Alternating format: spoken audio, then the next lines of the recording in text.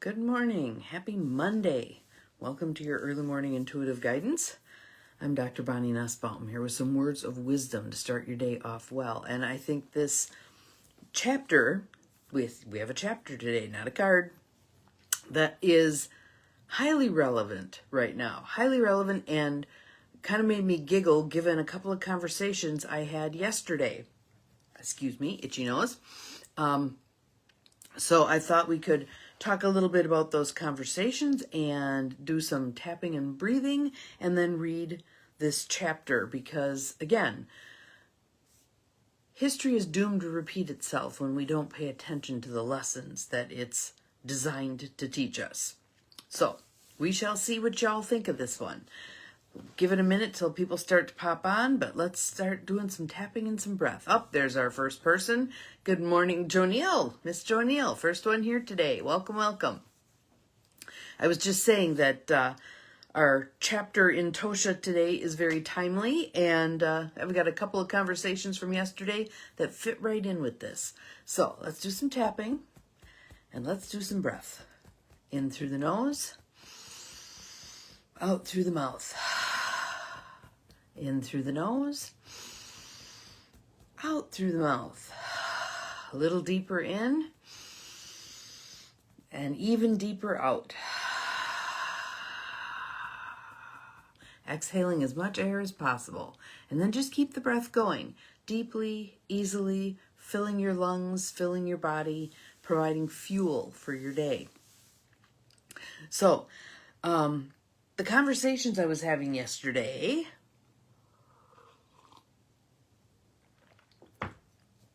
one was with, good morning, Nancy, welcome, glad you're here. One was with my Goal Crushers group that we've been getting together in March. It'll be 3 years. 3 years we've been getting together. The four of us met online. We were put in a breakout group at one of the Tony Robbins events. And we gelled so well. We shared emails and have been doing a once a month Zoom call ever since. Almost 3 years. Wow. Wow. So we were talking about the state of the economy and good morning, Gwen. Welcome. And the other woman who's on the call purchased a house this year. And that was something she never thought she and her husband would be able to do given the current housing market, et cetera, et cetera. So we were talking about that and the power of divine right timing and divine right order, and that it didn't necessarily matter. I shared the story from Tosha Silver's book with that group of people about even though San Francisco had a 3% rental rate when she was looking for an apartment, she found the ideal apartment that she then lived in for 15 years. So it's not always about playing the numbers. It's not always about playing the numbers. It's not always about the money. There's many other factors that enter into this kind of thing. And so in terms of divine right timing and divine right order, what I'd like this story that we're going to read today to do for all of us is get us a little bit out of that game that we play with ourselves about the numbers. So rather than buying 8,000 lottery tickets, buy one. Buy one. See what happens. If divine right timing and divine right order is meant to bestow upon you, good morning, Maureen, a windfall, it'll happen regardless. You might not even buy the lottery ticket. Someone may give it to you in a Christmas card. Who knows? But the idea being that we need to be in alignment with the goals that we're setting and taking the steps, the small steps, and then the universe responds in spades. Okay, so did some tapping, did a little breath. Those of you who are just jumping on, if you want to take some nice deep breaths, that'd be awesome. Outrageous openness, Tosha Silver, letting the divine take the lead. And for those of you who have the book and like to follow along, this is chapter 23, The Mortgage Meltdown. Good morning, Beth. Welcome. The mortgage meltdown. And how many people do you know right now are freaking out about they're never going to get a house, or they can't sell their house because they'd never get another one with a decent interest rate, or there are no houses that are the type that would suit them well since they stopped building small single-family homes back in after World War II. So any of that kind of thought process, I can't find housing I want because, let's do this one. And I was also just reading, this was the other thing that I was talking to a friend about. They're now offering 50-year mortgages. 50-year mortgages. Does that make it possible for some people to get a mortgage? Maybe. But for most people, the difficulty is getting the down payment in the first place. Most people don't have $60,000 to $100,000 laying around to pull out for their down payment. That's where they get stuck. But they're touting these 50, some are even 100-year mortgages. So you're creating debt for the next generation, should they choose to keep that house. So when you do the math on those things, hidden in the paperwork somewhere is that page that tells the true story. That here's the money you're borrowing. Here's the interest you're going to pay over the course of a 50-year mortgage. Here's the grand total that you're paying. So one of the guys on the call that where I was sharing this was laughing. He's going, sure, you buy your $400,000 house, and 100 years from now, when it's finally paid off, it's an $8 million house. And I'm like, uh-huh. So here's the chapter, the mortgage meltdown. The quote is Psalm 55, cast thy burden upon the Lord. So in other words, turn this over. Turn this over. My friend Lori rents an apartment in San Francisco and also owned a house in Northern California. As the economy began to spiral, and again, this book was written quite a few years ago, but where are we right now? Economy spiraling. She started emailing me frantically about selling her home. She took the same desperate approach to her finances as many people do. Every day she figured her chances of selling got worse as the recession deepened. As she saw the value of her investment decline, and I think we're on the cusp of seeing that happen, she descended into increasing panic. Each time she checked the numbers on Zillow, she needed a Xanax. That's not a good approach to this. I suggested she not imbibe the general fear and scarcity of the culture and keep her energy anchored in the divine as her source. It did not matter what was going on in the world at large. Stay the course. Keep the focus. If she did, her place would sell if it was meant to, regardless of the current market. Here are the steps. Okay, so students, let's perk up here. Here are the steps. This is on the test.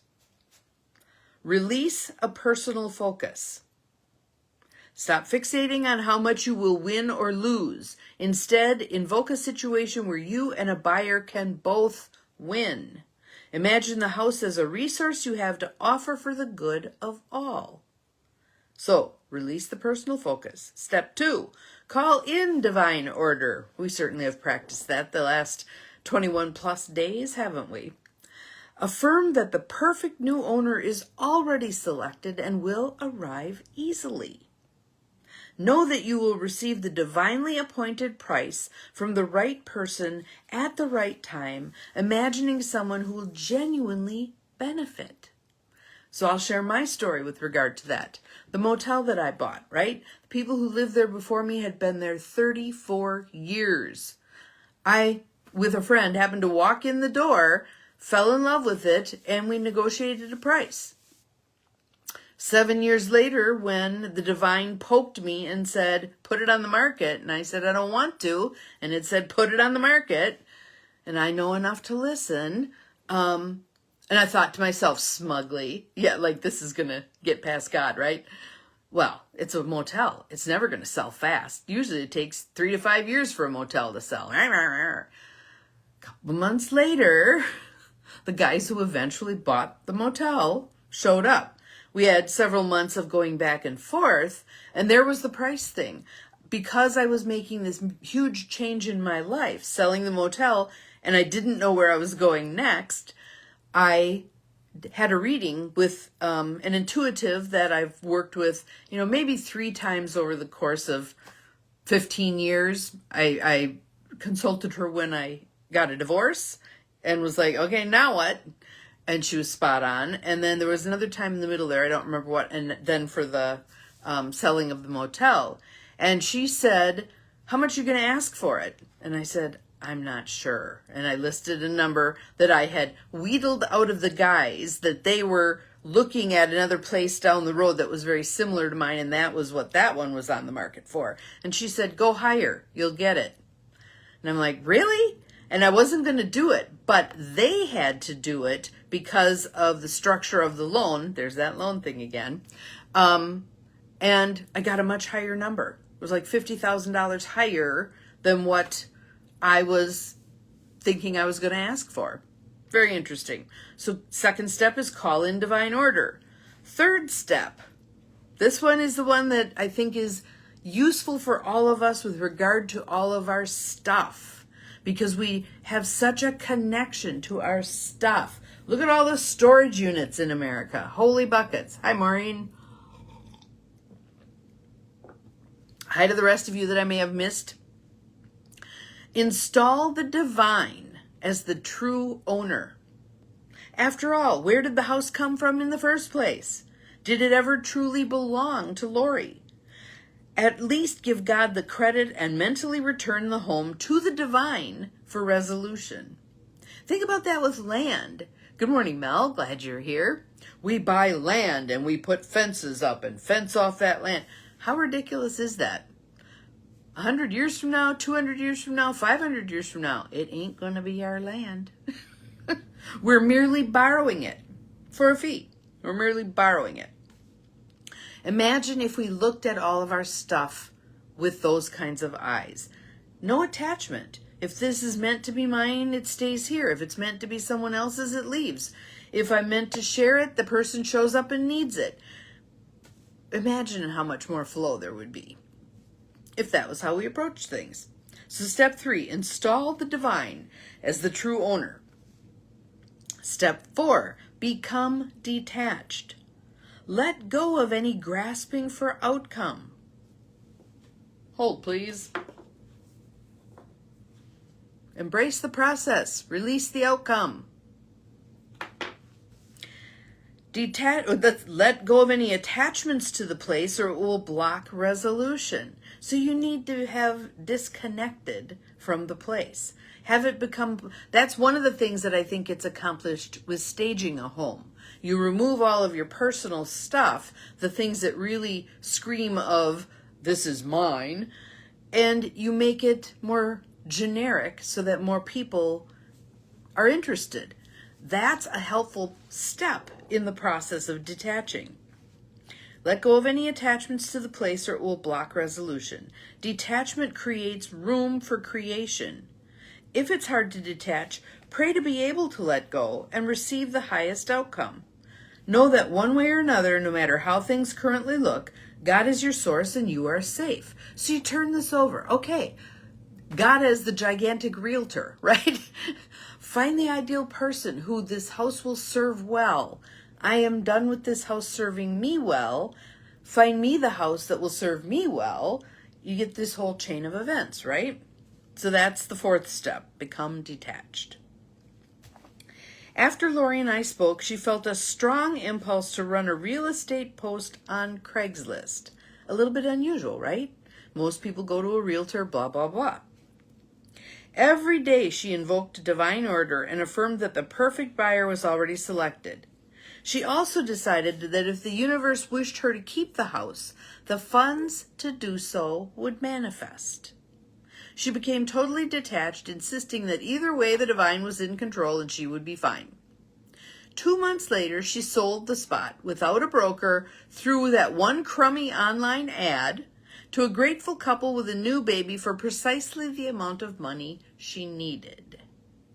So while this post today and this chapter is about mortgages and houses, and it's about everything.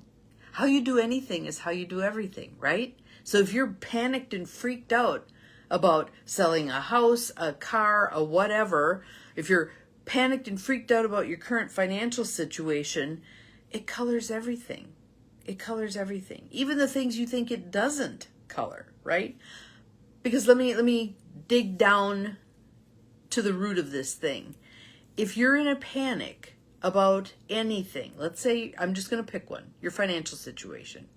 If you're in a panic about your financial situation, that's basically you telling the universe, I don't have faith and trust. On the other hand, even if things look dire, if your checkbook is down to a few dollars and a couple of cents, if things look dire, but you have the faith, this will work out. However this is meant to work out, it'll work out.